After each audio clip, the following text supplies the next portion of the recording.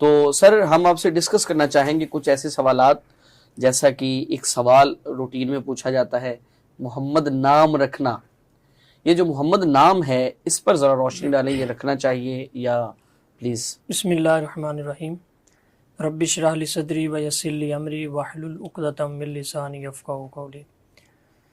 اچھا، یہ جو سوال پوچھا گیا ہے کہ محمد صلی اللہ علیہ وآلہ وسلم نام رکھنا کیسا ہے، اس میں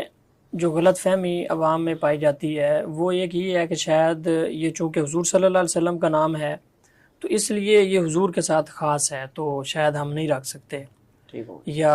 مقدس نام ہے تو ہم کسی ایسے شخص کا نام رکھیں، تو ایسا نہیں ہے، بلکہ اس کی ترغیب دی گئی ہے، یہ نام رکھنا چاہیے۔ کئی صحابہ ہیں جن کا نام محمد تھا اور کئی لوگوں کا نام، بچوں کا نام حضور صلی اللہ علیہ وسلم نے خود رکھا ہے۔ تو بعض تو ایسی ہم نسلیں دیکھتے ہیں ائمہ میں اور پرانے بزرگوں میں کہ کئی پشتوں تک نام محمد ہوتا تھا، یعنی باپ کا نام بھی محمد، دادا کا نام بھی، پردادا کا نام بھی، محمد بن محمد بن محمد بن احمد بن محمد، یعنی محمد اور احمد زیادہ تر یہ ان کی پشت میں چلتے رہتے تھے۔ تو یہ چونکہ دونوں حضور صلی اللہ علیہ وآلہ وسلم کے نام ہیں، محمد بھی احمد بھی، تو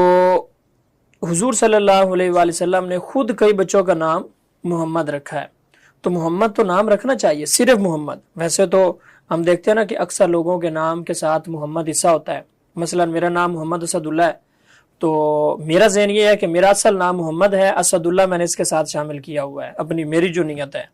کہ میرا بھی اصل نام محمد ہے۔ یہ جب میں نے فضائل پڑھے محمد نام رکھنے کے تو اس کے بعد میں نے یہ نیت کی ہے، ظاہر میرا نام تو والدین نے محمد اسد اللہ رکھا ہے، تو میرا اپنا ذہن یہ ہے کہ میرا اصل نام محمد ہے اور جو میرے نام کے ساتھ اسد اللہ ہے تو یہ اضافے کے طور پہ ہے۔ آپ کے توسل سے آج کے بعد میں بھی یہ نیت کرتا ہوں کہ محمد میرا اصل نام ہے اور مزمل میں نے اس کے ساتھ شامل کیا ہوا ہے۔ ویسے مزمل بھی آپ صلی اللہ علیہ وسلم کا نام بالکل ایسے ہی ہے۔ اچھا، ناموں کے والے سے نا ہمارے ہاں جو ایک آج کے دور میں رجحان پایا جاتا ہے وہ کیا ہے کہ لوگوں کا ذہن ہوتا ہے کہ کوئی یونیک نام رکھیں، نیا نام ہو، بالکل ایسا ہی ہے، اور ایسا نام رکھیں جو ہمارے خاندان میں پہلے کسی کا نہ ہو۔ اچھا، کوئی نام وہ بعض کا پوچھتے ہیں نا لوگ، ہم کہتے ہیں وہ کہتے ہیں یہ تو پہلے ہی ہمارے خاندان میں 2 اس نام کے ہیں، تو ذہن ہوتا ہے کہ کوئی ہم نیا نام رکھیں اور یونیک نام ہو ہمارے خاندان میں، کم از کم ہماری فیملی میں، خاندان میں کسی کا نہ ہو، ہٹ کے ہو۔ پھر اس میں غلطی کیا کرتے ہیں، پھر وہ گوگل سے سرچ کرتے ہیں یونیک نام اور چیٹ جی پی ٹی سے اور ان چیزوں سے پوچھتے ہیں، تو پھر وہ بعض اوقات لڑکوں کے ایسے نام سننے کو ملتے ہیں یا لڑکیوں کے کہ جن کا کوئی معنی اور مفہوم نہیں ہوتا۔ تو بظاہر تو یہ ایک چھوٹی سی بات لگتی ہے کہ بس نام رکھنا ہے تو یہ ایک شناخت ہے، حالانکہ ایسا نہیں ہے۔ حدیث ہے جس میں حضور صلی اللہ علیہ وآلہ وسلم نے ارشاد فرمایا کہ اولاد کا یہ حق ہے بچے کا کہ اس کا باپ اس کا اچھا نام رکھے، بالکل ایسے، یعنی جو اولاد کے بنیادی حقوق ہیں تو ان حقوق میں سے ایک یہ حق ہے کہ اپنے بچے کا بیٹا ہو یا بیٹی ہو تو اس کا اچھا نام رکھا جائے، یہ اس کا حق ہے۔ تو محمد نام اس سے اچھا اور کیا نام ہو سکتا ہے؟ اور پھر ایک حدیث میں حضور صلی اللہ علیہ وآلہ وسلم نے ارشاد فرمایا کہ اللہ کے ہاں پسندیدہ ناموں میں سے 2 نام بڑے پسندیدہ نام ہیں، عبداللہ اور عبد الرحمن۔ پھر یہ کامن نام ہے۔ اچھا، پھر اگر یہ شوق بھی پورا کرنا ہے آپ نے، جو میں بات کر رہا تھا کہ لوگوں کا شوق ہوتا ہے کہ کوئی یونیک نام رکھے اور نیا نام رکھے جو خاندان میں نہ ہو، تو بہت سارے ایسے نام ہیں جو ہمارے معاشرے میں نہیں ہیں لیکن وہ صحابہ کرام کے نام ہیں، تو صحابہ کے نام پہ نام رکھنا چاہیے، انبیاء کرام کے ناموں پہ نام رکھنا چاہیے، تو وہ ایک نیا بھی ہو جائے گا، یونیک نام بھی ہوگا اور اس کی نسبت بھی کسی عظیم ہستی کے ساتھ ہوگی۔ اور انبیاء کے ناموں پر بھی ایک حدیث موجود ہے۔ ہاں بالکل ایسے ہی ہے کہ انبیاء کے ناموں پہ نام رکھو، اور پھر صحابہ کرام کے ناموں پہ نام رکھنا چاہیے، اہل بیت اطہار جو ہیں ان کے ناموں پہ نام رکھنا چاہیے۔ اسی طرح جو بیٹیاں ہیں تو ان کے نام امہات المومنین کے نام پہ، حضور کی بیٹیوں کے نام پہ، جو صحابیات ہیں ان کے نام پہ۔ تو یہ جو تصور ہے نا کہ ہم نام ایسا رکھیں گے جو یونیک ہو، اس میں پھر غلطی کرتے ہیں، بعض ایسے نام رکھ لیتے ہیں ان کا یا تو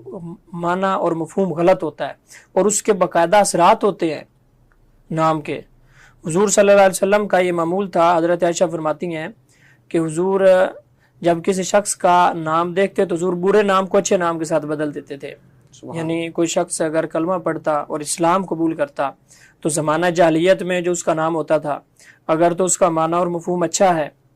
اس کے مفہوم میں کوئی برائی نہیں پائی جاتی، تو حضور اس کو برقرار رکھتے. لیکن اگر اچھا نہیں ہوتا تھا تو حضور صلی اللہ علیہ وسلم اس کو تبدیل. اس طرح کے کئی نام ایسے ہیں جنہیں احادیث سے ہمیں ملتی ہے وضاحت کہ یہ نام. مثلا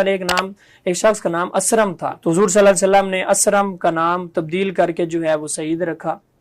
اسی طرح اور بھی بہت سارے نام ہیں جن کا معنی اور مفہوم اچھا نہیں ہوتا تھا. تو اس لیے یہ نام کے اثرات ہوتے ہیں، اچھا نام ہو یا برا نام ہو، وہ آپ کی زندگی کا ایک حصہ ہے.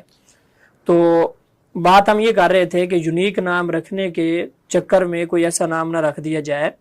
کہ جس کا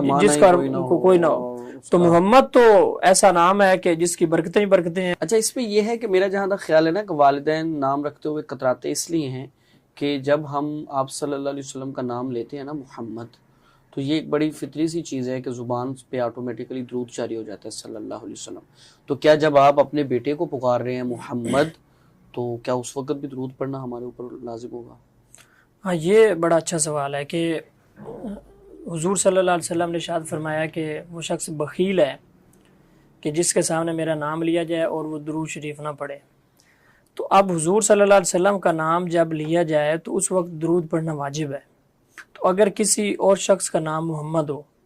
تو وہ جب ہم لیں گے یا اس کو پکاریں گے تو اس وقت اگر درود نہیں پڑھیں گے تو کیا ہم گناہ گار ہوں گے، یا اس وقت درود شریف پڑھنا چاہیے یا نہیں پڑھنا چاہیے؟ تو یہ بات کلیئر ہونی چاہیے کہ محمد جب ہم کہیں گے صلی اللہ علیہ وآلہ وسلم، اس سے مراد جب حضور صلی اللہ علیہ وسلم کی ذات اور شخصیت ہوگی تب درود پڑھنا چاہیے اور پڑھنا واجب ہے. لیکن جب کسی اور شخص کا نام ہے اس کو پکارا جائے گا تو اس وقت درود نہیں پڑھا جائے گا، بلکہ نہیں پڑھنا چاہیے، چونکہ وہ خاص حضور کے نام کے ساتھ خاص ہے.